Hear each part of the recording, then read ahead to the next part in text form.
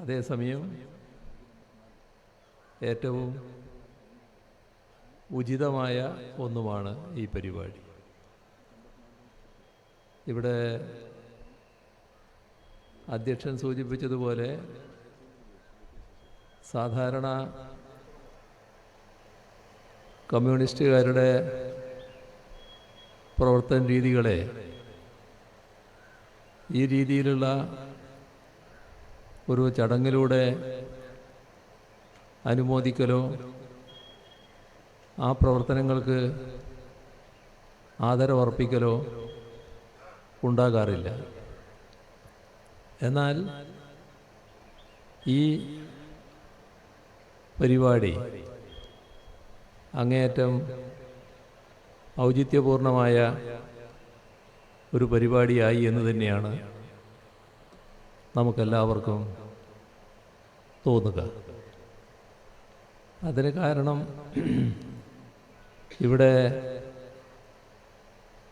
ആദരിക്കുന്നത് സഖാവ് എ.ബി. ബാലനെയാണ് എന്നുള്ളതാണ്. സഖാവിൻ്റെ രാഷ്ട്രീയ ജീവിതം, രാഷ്ട്രീയ പ്രവർത്തനം, അതുമായി ബന്ധപ്പെട്ട വിവിധ ഏടുകൾ, കടന്നു വന്ന വഴികൾ, നേരിടേണ്ടി വന്ന പ്രതിസന്ധികളും പ്രതിബന്ധങ്ങളും, അവയുടെയെല്ലാം മുന്നിൽ വലിയ ചാഞ്ചല്യമൊന്നുമില്ലാതെ ഉറച്ച കാൽവെപ്പോടെ മുന്നോട്ട് നീങ്ങി ഇവിടം വരെ എത്തി എന്ന് പറയുമ്പോൾ അതിൽ ഉൾക്കൊള്ളേണ്ട ഒരുപാട് പാഠങ്ങളുണ്ട്. അത് പൊതുസമൂഹത്തിലേക്കും പൊതുരംഗത്തേക്ക് വരുന്നവർക്കും പകർന്നു നൽകുക കൂടിയാണ് ഇത്തരമൊരു പരിപാടിയിലൂടെ നടക്കുന്നത്. മറ്റൊന്ന്, യാദൃശ്ചികമായാണെങ്കിലും ഈ പരിപാടി സംഘടിപ്പിക്കപ്പെട്ട ദിവസം അതും ഏറ്റവും പ്രത്യേകതയുള്ള ഒന്ന് തന്നെയാണ്. ശാന്തിയുടെയും സമാധാനത്തിൻ്റെയും സാഹോദര്യത്തിൻ്റെയും ദിനം ആ ക്രിസ്മസ് നാളിൽ തന്നെ സഖാവ് എ.ബി. ബാലനെ ആദരിക്കുന്നൊരു ചടങ്ങ്, അത് നമ്മുടെ ഈ പ്രദേശത്തെ കമ്മ്യൂണിസ്റ്റ് നേതാവെന്ന നിലക്ക് ഏറ്റവും വലിയ മനുഷ്യസ്നേഹിയായി പ്രവർത്തിച്ച ഒരു രാഷ്ട്രീയ നേതാവിന് നൽകുന്ന ആദരം ഇത്തരമൊരു ദിനത്തിലായതും അങ്ങേയറ്റം ഔചിത്യപൂർവമായ നടപടി തന്നെയാണ്. ഇവിടെ എല്ലാവർക്കും സഖാവ് എ.ബി. ബാലനെ അറിയാം, കുന്നോത്തുപറമ്പിനെ അറിയാം, പാനൂർ ഏറിയെക്കുറിച്ച് അറിയാം. അതിൻ്റെ എല്ലാ ചരിത്രങ്ങളിലേക്കും ഇപ്പോൾ കടന്നു പോകാനല്ല ഞാൻ ഉദ്ദേശിക്കുന്നത്. ആ ചരിത്രം എന്നേക്കാളും അനുഭവത്തിലൂടെ ഉൾക്കൊണ്ട നാട്ടുകാരാണ് ഈ യോഗത്തിൽ വന്ന് പങ്കെടുക്കുന്നത്. അതുകൊണ്ട് തന്നെ ആ കാര്യങ്ങളിലേക്ക് വളരെ വിശദമായി കടന്നു പോകാനല്ല ഞാൻ ഉദ്ദേശിക്കുന്നത്. ഇവിടെ സാധാരണഗതിയിൽ കാണേണ്ട ഒരു കാര്യം, ഒരു കമ്മ്യൂണിസ്റ്റുകാരൻ്റെ കമ്മ്യൂണിസ്റ്റ് ജീവിതം അത് പലവിധ പരീക്ഷണ ഘട്ടങ്ങൾ നിറഞ്ഞ ഒന്നാണ്. ആ പരീക്ഷണഘട്ടങ്ങളെ അതിജീവിക്കാനായാൽ മാത്രമേ കമ്മ്യൂണിസ്റ്റുകാരനായും കമ്മ്യൂണിസ്റ്റ് ജീവിതം അവസാനം വരെ കൊണ്ടു നടക്കുന്നയാളായും ജീവിക്കാൻ കഴിയുകയുള്ളൂ. അതാണ് നാം പ്രത്യേകമായി ഓർക്കേണ്ടത്. പരീക്ഷണഘട്ടങ്ങൾ പലതുണ്ട്.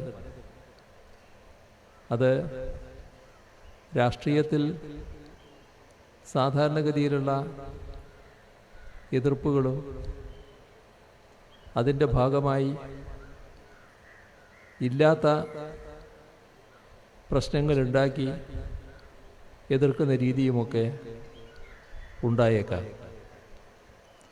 അതൊക്കെ നമ്മുടെ നാട്ടിലുള്ള രാഷ്ട്രീയത്തിൻ്റെ ഭാഗമായി പലപ്പോഴും നേരിടേണ്ടി വരുന്ന കാര്യമാണ്.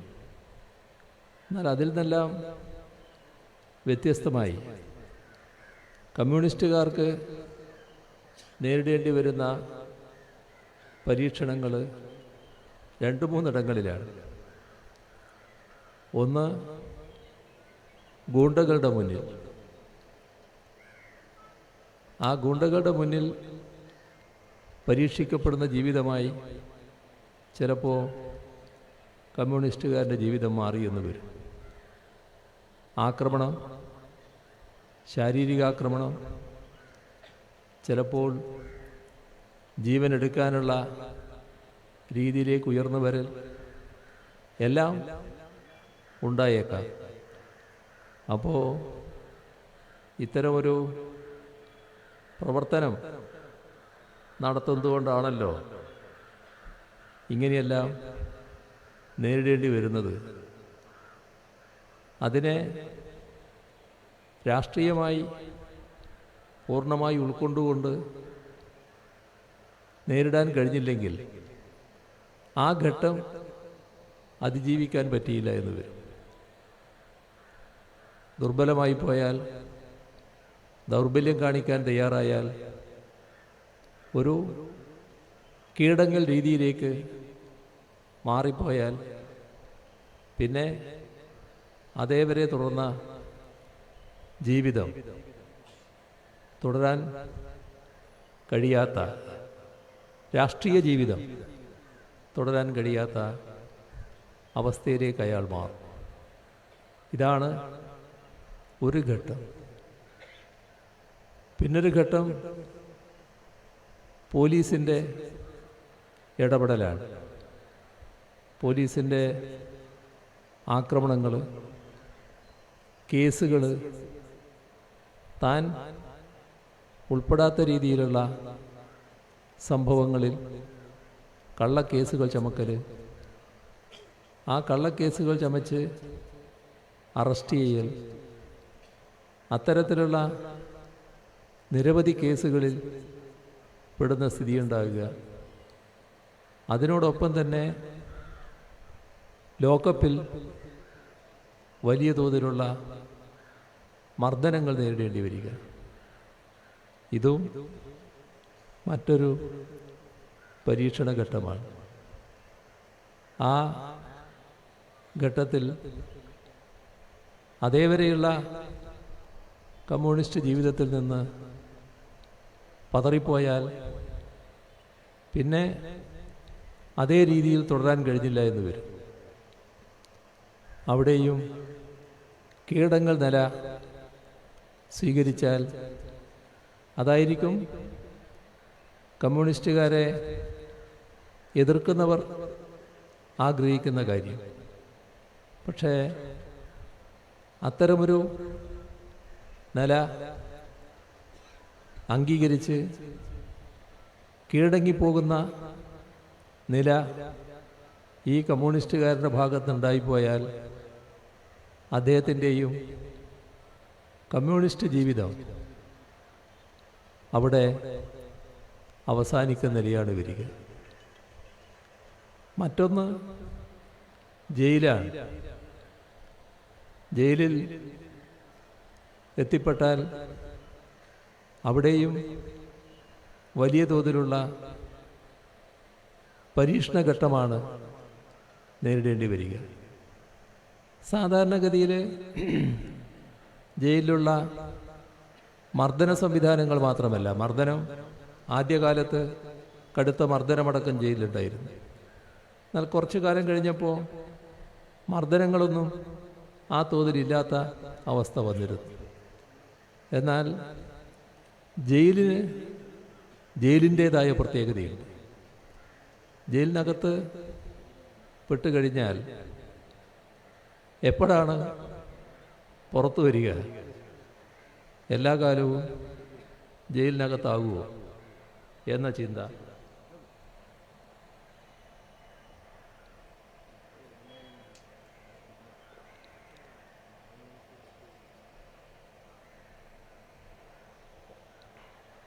അവിടെയൊക്കെ മനസ്സിൻ്റെ ചാഞ്ചാട്ടം, അതേവരെയുള്ള കമ്മ്യൂണിസ്റ്റ് ബോധത്തിൽ നിന്ന് വ്യതിചലനം സംഭവിച്ചേക്കാം. അതിൻ്റെ ഉദാഹരണം ഇവിടെ തന്നെയുണ്ടല്ലോ. കൂടെ അധികം പരതി പോകേണ്ട കാര്യമില്ല. നമ്മുടെ ആ ഉദാഹരണത്തിൻ്റെ നിലയെടുത്താൽ എന്താ അവസ്ഥ? ഏത് നിമിഷവും കൊല ചെയ്യപ്പെടാം എന്ന സാഹചര്യത്തിലായിരുന്നു അയാൾ ഇവിടെ ജീവിച്ചിരുന്നത്. അതിൻ്റെ മുന്നിൽ ഒരു പതർച്ചയും കാണിച്ചിരുന്നില്ല. വളരെ ഉറച്ച നിലപാടെടുത്തുള്ള കമ്മ്യൂണിസ്റ്റ് ജീവിതമായിരുന്നു ആ ഘട്ടത്തിൽ നടത്തിയത്. പക്ഷേ ജയിലിൽ ഞങ്ങളൊന്നിച്ചാണ് ഇവിടുന്ന് അയാളെ കൊണ്ടുവന്ന് കൂത്തുപറമ്പ് ലോക്കപ്പിൽ നിന്ന് തല്ലുകൊണ്ട് അവശനായ ഞാൻ ആ വണ്ടിയിലാണ് പോയി കയറുന്നത്. അപ്പോൾ തന്നെ ഇയാൾക്കൊരു പതർച്ച കാണാനുണ്ട്. പക്ഷെ അങ്ങോട്ടെത്തിയതിന് ശേഷം പിന്നെ വലിയ പതർച്ചയുണ്ടായത്. വല്ലാത്ത മൗഢ്യം, പൂർണ്ണ മൗഢ്യം. അതേവരെയുള്ള ആളെയല്ല, പൂർണ്ണമായി മാറിപ്പോയി. കുറേ നാൾ കഴിഞ്ഞപ്പോൾ അദ്ദേഹത്തിൻ്റെ അതേവരെയുള്ള കമ്മ്യൂണിസ്റ്റ് ജീവിതം അവസാനിപ്പിക്കുന്നത് കണ്ടു. ഇതൊരു വലിയ പരീക്ഷണ ഘട്ടമാണ്. ജയിലിൻ്റെ ആ പരീക്ഷണ ഘട്ടം അതിജീവിക്കാൻ കമ്മ്യൂണിസ്റ്റുകാരന് കഴിയുന്നില്ലെങ്കിൽ അവിടെ കമ്മ്യൂണിസ്റ്റ് ജീവിതം അവസാനിക്കുകയാണ്. ഇതുപോലുള്ള അനേകം ഘട്ടങ്ങൾ കമ്മ്യൂണിസ്റ്റ് ജീവിതത്തിനുണ്ടാകും. ഇത് മറ്റു പാർട്ടികളിൽ നിന്ന് വ്യത്യസ്തമായി കമ്മ്യൂണിസ്റ്റുകാർക്ക് അനുഭവിക്കേണ്ടി വരുന്നൊരു കാര്യമാണ്. അങ്ങനെയുള്ള എല്ലാ പരീക്ഷണ ഘട്ടങ്ങളും വളരെ ധീരതയോടെ നേരിട്ട് ഇന്ന് ഈ അവസ്ഥയിൽ എത്തിയിട്ടുള്ള സഖാവ് എ വി ബാലനെയാണ് നാം ആദരിക്കുന്നത്. അതാണ് അതിൻ്റേതായ ഒരു പ്രത്യേകത. ഇന്ന് പഴയ ആളുകൾക്ക് ഇവിടുത്തെ കാര്യങ്ങളെക്കുറിച്ച് ഓർമ്മയുണ്ടാവും. ഇന്ന് ഉള്ള പുതിയ തലമുറക്ക് എന്തായിരുന്നു പഴയ കാലം എന്നതിനെക്കുറിച്ച് വലിയ അനുഭവം ഉണ്ടാകാനിടയില്ല. സാധാരണഗതിയിൽ നമുക്ക് പ്രതീക്ഷിക്കാൻ കഴിയാത്ത ഒരു അന്തരീക്ഷം ഇവിടെ നിലനിന്നിരുന്നു. ആ അന്തരീക്ഷത്തിലാണ് അന്നിവിടുത്തെ കമ്മ്യൂണിസ്റ്റുകാർക്ക് പ്രവർത്തിക്കേണ്ടി വന്നിരുന്നത്. ആ പ്രവർത്തനത്തിന് പൊതുപ്രവർത്തനത്തിന് മറ്റൊട്ടേറെ പേരുടെ പിന്തുണയും ആ ഘട്ടത്തിൽ ലഭിച്ചിരുന്നു. സമാനമായി വിഷമം അനുഭവിക്കേണ്ടി വന്ന ഒരുപാട് വിഭാഗങ്ങൾ ആ ഘട്ടത്തിൽ ഇവിടെയുണ്ടായിരുന്നു. അന്ന് ഏറ്റവും അധികം പീഡനം ഏറ്റുവാങ്ങേണ്ടി വന്നത് കമ്മ്യൂണിസ്റ്റുകാർക്കായിരുന്നു. അതിൻ്റെ ഏറ്റവും പ്രധാനപ്പെട്ട കേന്ദ്രം അതാണ് ഇവിടം. ഇവിടെയാണ് ബാലനടക്കമുള്ള അന്നത്തെ കമ്മ്യൂണിസ്റ്റ് ചെറുപ്പക്കാർ പ്രവർത്തിക്കുന്നത്. ചില പ്രായമുള്ളവരും ആ ഘട്ടത്തിലുണ്ട്, ചില പേര് ഓർമ്മ വരുന്നുണ്ട്. അവരെല്ലാം മൺമറഞ്ഞു പോയി. അവരുടെ പേരുകളിലേക്ക് ഞാനിപ്പോൾ പോകുന്നില്ല. ഏതായാലും ബാലനടക്കമുള്ള ചെറുപ്പക്കാർ ധീരമായി തന്നെ ഉറച്ചു നിന്നു, നല്ല പ്രവർത്തനങ്ങൾ കാഴ്ചവെച്ച്. ഇപ്പോൾ യാദൃശ്ചികമായി ഒരു സൗഹൃദ സംഭാഷണത്തിൽ ഒരാൾ ആ കാലത്തെപ്പറ്റി പറയായിരുന്നു. ഈ ബാലനൊക്കെ ചില വഴിയിലൂടെ നടന്നു പോകുമ്പോൾ, കാരണം എവിടുന്നും ആക്രമണം വന്നേക്കാമെന്ന് ശങ്കിക്കുന്ന അവസ്ഥയാണ്. അങ്ങനെ നടന്നു പോകുന്നൊരു വഴി ഇടക്കിടക്ക് തിരിഞ്ഞു നോക്കും, ആരെങ്കിലും വരുന്നുണ്ടോ എന്ന്. ഈ പറഞ്ഞയാൾ എന്നോട് പറയുകയാണ്, ഇടക്കിടക്ക് തിരിഞ്ഞു നോക്കുന്ന അവസ്ഥയുണ്ടാവും, ആരെങ്കിലും ആക്രമിക്കാൻ വരുന്നുണ്ടോ എന്നാണ് ആ നോക്കുന്നത്. അങ്ങനെ ഒരു ശങ്കയോടെയേ നടക്കാൻ പറ്റുമായിരുന്നു. എന്നാൽ ആ ഘട്ടത്തിലും മറ്റു പതർച്ചയില്ലാതെ രാഷ്ട്രീയ പ്രവർത്തനം മുന്നോട്ട് കൊണ്ടുപോകാൻ കഴിഞ്ഞു. അതാണ് ബാലൻ്റെ ഏറ്റവും വലിയ പ്രത്യേകത. പിന്നെ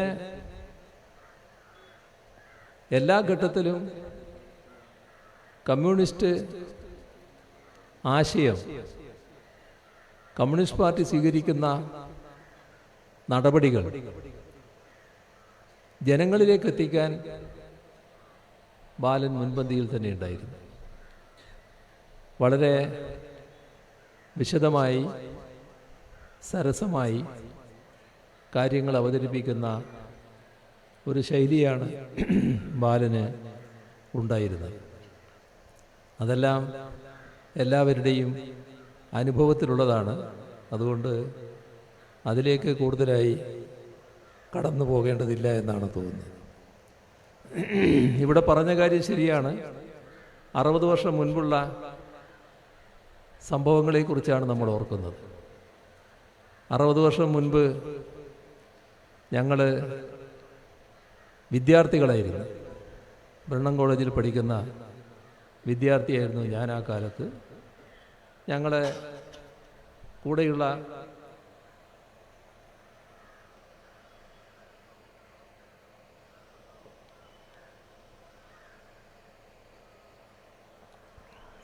വിദ്യാർത്ഥികൾ എല്ലാവരും ഒന്നിച്ച് ഈ പാനൂരിലേക്കൊരു യാത്ര വന്നിരുന്നു. അത് പാനൂരിലേക്കാണ് വന്നത്, ഇവിടത്തേക്കല്ല. അതിന് ഇടയാക്കിയത് ബ്രണ്ണൻ കോളേജ് വിദ്യാർത്ഥി ആക്രമിക്കപ്പെട്ട സംഭവമായിരുന്നു. എല്ലാവരുമാണ്, എല്ലാ ചിന്താഗതിക്കാരും ആ കൂട്ടത്തിലുണ്ടായിരുന്നു. ഒരു വ്യത്യാസവും ഇല്ല. എല്ലാവരും കൂടി ഇവിടെ പാനൂരിലെത്തുകയുണ്ടായി. അന്ന് വിദ്യാർത്ഥി ജീവിതകാലമാണ്. പ്രസംഗം സാധാരണഗതിയിൽ തുടങ്ങിക്കഴിഞ്ഞ കാലമല്ല എൻ്റെ ഒന്നും. ഒരു വിദ്യാർത്ഥി സംഘടനയിലുണ്ട് എന്ന് പറയാം, അത്രയേ പറയാൻ പറ്റും. പക്ഷേ പാനൂരിലെത്തിയപ്പോൾ അവിടെ വെച്ച് ആ യോഗത്തിൽ സംസാരിക്കണമെന്ന് മറ്റ് വിദ്യാർത്ഥികൾ നിർബന്ധിച്ചപ്പോൾ അവിടെ വെച്ച് ഈ സംഭവങ്ങൾക്കെതിരെ പ്രസംഗിക്കാൻ എനിക്കിടയായി. എൻ്റെ രാഷ്ട്രീയ ജീവിതത്തിലെ ആദ്യ പൊതുപ്രസംഗം ആ പാനൂർ പ്രസംഗമായിരുന്നു എന്നുള്ളതും കാണേണ്ടതാണ്. അത് 60 വർഷം മുൻപാണ്. അപ്പോൾ വിദ്യാർത്ഥികളടക്കം നാടൊന്നാകെ ചേർന്നുകൊണ്ട് എതിർക്കുന്ന ചില രീതികളായിരുന്നു അന്നിവിടെ ഉണ്ടായിരുന്നത്. അതാണ് ഇതിൻ്റെ പ്രത്യേകത. അതാണ് നാം ഓർക്കേണ്ടത്. ഇവിടെ ഒരുപാട് സംഭവങ്ങൾ അതിൻ്റെ ഭാഗമായി ഉയർന്നു വന്നിട്ടുണ്ട്. അതിലെല്ലാം ധീരതയോടെയുള്ള സമീപനം സ്വീകരിക്കാൻ ഇവിടുത്തെ കമ്മ്യൂണിസ്റ്റുകാർക്ക് സാധിച്ചിരുന്നു. അതിൻ്റെ പ്രതീകമാണ് സഖാവ് ബാലൻ. ബാലനെ ഇപ്പോൾ ആദരിക്കുമ്പോൾ നമ്മുടെ കൂടെ ഇപ്പോൾ ഇല്ലെങ്കിലും സഖാവ് കുഞ്ഞനന്ദനെയും നിങ്ങൾ ഗാനത്തിൽ സ്മരിച്ചതുപോലെ നമ്മൾ സ്മരിച്ചു പോകും. ഇതൊരു പ്രത്യേക ദ്വന്ദ്വമായിരുന്നു ഈ രണ്ടും. മറ്റ് വിശദാംശങ്ങളിലേക്ക് ഞാനിപ്പോൾ കടന്നു പോകുന്നില്ല എന്ന് മാത്രം. അവർക്ക് ഒരുപാട് സാമ്യതയും തുല്യതയും എല്ലാം ഉണ്ടായിരുന്നു. ഈ കാര്യത്തിൽ അവരൊന്നിച്ച് തന്നെ നീങ്ങുന്ന നിലയാണ് പിന്നീടുണ്ടായിരുന്നത്. ഇവിടെ ബാലൻ്റെ ജീവിതത്തിൽ നല്ല രീതിയിൽ പൊതുപ്രവർത്തകൻ എന്ന നിലക്ക് അഭിമാനിക്കാവുന്ന ഒട്ടേറെ സംഭാവനകൾ അദ്ദേഹം നൽകിയിട്ടുണ്ട്. അതിലേറ്റവും പ്രധാനം നമ്മുടെ നാട്ടിൽ വളർന്നു വരുന്ന വർഗീയതയ്ക്കെതിരെയുള്ള ഉറച്ച നിലപാടാണ്. ചില വർഗീയ ശക്തികൾ ഈ ആദ്യഘട്ടം കഴിഞ്ഞതിന് ശേഷം ഇവിടുത്തെ പ്രത്യേകതയും എടുത്ത് പരിശോധിച്ചാൽ അങ്ങനെ ചില വഴിത്തിരിവുകൾ കാണാൻ നമുക്ക് സാധിക്കും. അതിൻ്റെ ഭാഗമായി വർഗീയ ശക്തികൾ ചിലയിടങ്ങളിൽ ശക്തിപ്പെടുന്ന സ്ഥിതി വന്നു. ആ വർഗീയ ശക്തികൾക്കെതിരെ ഉറച്ച നിലപാട് ബാലൻ സ്വീകരിച്ചിരുന്നു. ഇവിടെ സ്വാഗത പ്രസംഗത്തിൽ പറയുന്നതായി കണ്ടു, 2 പ്രാസംഗികന്മാർ പരസ്യമായിട്ട് ഏറ്റുമുട്ടലുണ്ടായിരുന്നു. അതിൽ ഒരാളിപ്പോൾ ഇവിടെ യോഗത്തിൽ സംസാരിക്കുന്നുണ്ട്. ഈ 2ന്റെ ഭാഗമായിരുന്നു അവരന്ന്, അതിൻ്റെ ഭാഗമാണ്. ഇപ്പോൾ ഏറ്റുമുട്ടലല്ല, അന്ന് 2ന്റെ ഭാഗമായിട്ടാണ്. എന്നാൽ ബാലൻ തീക്ഷ്ണമായി തന്നെ അന്ന് ആ വർഗീയ ശക്തികൾക്കെതിരെ ഉറച്ച നിലപാട് സ്വീകരിച്ചിരുന്നു. മതനിരപേക്ഷത നമ്മുടെ നാട്ടിൽ പുലരണം എന്നതിൽ അദ്ദേഹത്തിനൊരു സംശയം ഉണ്ടായിരുന്നില്ല. കമ്മ്യൂണിസ്റ്റ് പാർട്ടിയുടെ നിലപാട് തന്നെ അത് നല്ല ആശയ വ്യക്തതയോടെ ജനങ്ങളിലേക്ക് അവതരിപ്പിക്കാൻ കഴിഞ്ഞിരുന്നു. അതോടൊപ്പം വർഗീയ ശക്തികൾ ചില വിഭാഗങ്ങളെ ഭയപ്പെടുത്തുക, അവരെ സമ്മർദ്ദത്തിലാക്കുക, ഇവരാഗ്രഹിക്കുന്ന കാര്യങ്ങൾ അതിലൂടെ നേടിയെടുക്കുക.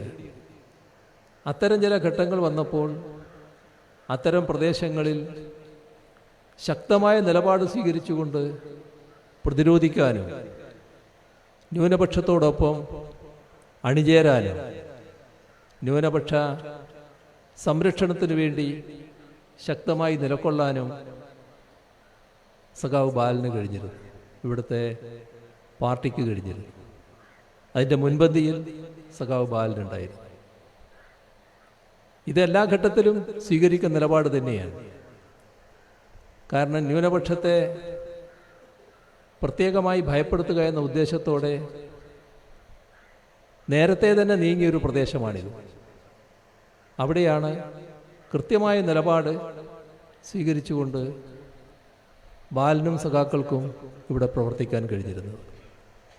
അതിൻ്റേതായ അംഗീകാരവും ആദരവും എല്ലാ ഘട്ടത്തിലും ഇവിടുത്തെ സഖാക്കൾക്ക് ലഭിച്ചിരുന്നു എന്നതും വസ്തുതയാണ്. നമ്മുടെ നാടിൻ്റെ ചരിത്രവുമായി ബന്ധപ്പെട്ട് കാര്യങ്ങൾ പരിശോധിച്ചാൽ ഇവിടെ തുടക്കം കുറിച്ച ചില കാര്യങ്ങൾ ഇപ്പോൾ രാജ്യത്താകെ വലിയ പ്രശ്നമായിട്ട് ഉയർന്നു വന്നിരിക്കുന്നത് കാണാൻ നമുക്ക് സാധിക്കും. മതനിരപേക്ഷതയുടെ സംരക്ഷണം രാജ്യത്തെ ഏറ്റവും ഗൗരവമായ പ്രശ്നമായിട്ട് ഉയർന്നു നിൽക്കുകയാണ്. മതനിരപേക്ഷത തകർന്നു പോകുന്ന അവസ്ഥ വന്നാൽ നമ്മുടെ രാജ്യത്തിൻ്റെ നില എന്താകും എന്നത് ഗൗരവമായി ചിന്തിക്കേണ്ട കാര്യമാണ്. ഇപ്പം നമ്മുടെ രാഷ്ട്രം ഒരു മതാധിഷ്ഠിത രാഷ്ട്രമാകണം എന്ന് ചിന്തിച്ച വിഭാഗം നേരത്തെയുണ്ട്. നമ്മുടെ ഭരണഘടനാ നിർമ്മാണ സഭ അതിവിശദമായിട്ടാണ് അതിനെക്കുറിച്ച് ചർച്ച ചെയ്തത്. മതാധിഷ്ഠിത രാഷ്ട്രമല്ല, മതനിരപേക്ഷ രാഷ്ട്രമാണ് നമുക്ക് വേണ്ടത് എന്ന് അങ്ങനെയാണ് തീരുമാനിക്കുന്നത്. നമ്മുടെ രാഷ്ട്രം വ്യത്യസ്ത ഭാഷകൾ, വിവിധ മതങ്ങൾ, അനേകം ജാതികൾ, വ്യത്യസ്തമായ സംസ്കാരങ്ങൾ, അങ്ങനെ നിരവധി വൈവിധ്യങ്ങളുടേതായ ഒരു കലവറയാണ്. ആ വൈവിധ്യങ്ങളെ ആകെ ഉൾക്കൊള്ളാൻ കഴിയുന്നത് മതനിരപേക്ഷ വീക്ഷണത്തിൽ കൂടി മാത്രമാണ്. അതുകൊണ്ടാണ് മതനിരപേക്ഷത നാം പൊതുവെ അംഗീകരിച്ചത്. ആ മതനിരപേക്ഷത തകർക്കുന്നതിനു വേണ്ടിയുള്ള ശക്തമായ നീക്കങ്ങൾ രാജ്യത്ത് നടന്നുകൊണ്ടിരിക്കുന്നു. ഇത് സംരക്ഷിച്ചേ തീരും. ആ സംരക്ഷിക്കുന്നതിൽ ഏറ്റവും പ്രധാനം വർഗീയതയോട് വിട്ടുവീഴ്ചയില്ലാത്ത സമീപനം സ്വീകരിക്കുക എന്നുള്ളതാണ്. ഇപ്പോൾ ബാലൻ്റെ ഇതേവരെയുള്ള പ്രസംഗങ്ങളിലെല്ലാം കാണാൻ നമുക്ക് കഴിയുക വർഗീയതയോട് വിട്ടുവീഴ്ചയില്ലാത്ത സമീപനമാണ്. ഏത് വർഗീയതയായാലും നാടിനാപത്തായിരിക്കും. ഇപ്പോൾ ഭൂരിപക്ഷ വർഗീയതയാണ് വലിയ തോതിൽ നാട്ടിലഴിഞ്ഞാടിയത്, രാജ്യത്തഴിഞ്ഞാടിയത്.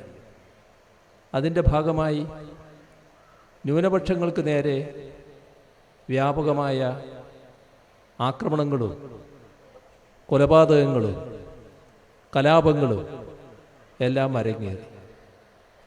ഇവിടെ ശരിയല്ലാത്തൊരു ചിന്ത ചില ന്യൂനപക്ഷ വിഭാഗങ്ങളിലുണ്ടായി.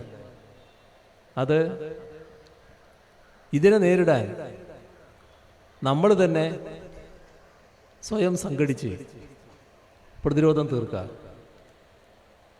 ഭൂരിപക്ഷ വർഗീയതയുടെ സംഘടനാ രൂപം, ആ സംഘടനാ രൂപത്തിന് പകരമായി മറ്റൊരു സംഘടനാ രൂപമുണ്ടാക്കി അവർ ചെയ്യുന്ന അതേ കാര്യങ്ങൾ ചെയ്തുകൊണ്ട് ഇതിനെ നേരിടാം എന്നൊരു ചിന്ത ചിലരിൽ ഉണ്ടായി. ആ ചിന്ത അങ്ങേയറ്റം ആത്മഹത്യാപരമായ ഒന്നാണ്. കാരണം ഒരു വർഗീയതയെ മറ്റൊരു വർഗീയത കൊണ്ട് നേരിടാനാവില്ല. ഭൂരിപക്ഷ വർഗീയതയെ ന്യൂനപക്ഷം വർഗീയമായി സംഘടിച്ചുകൊണ്ട് നേരിടാനാവില്ല.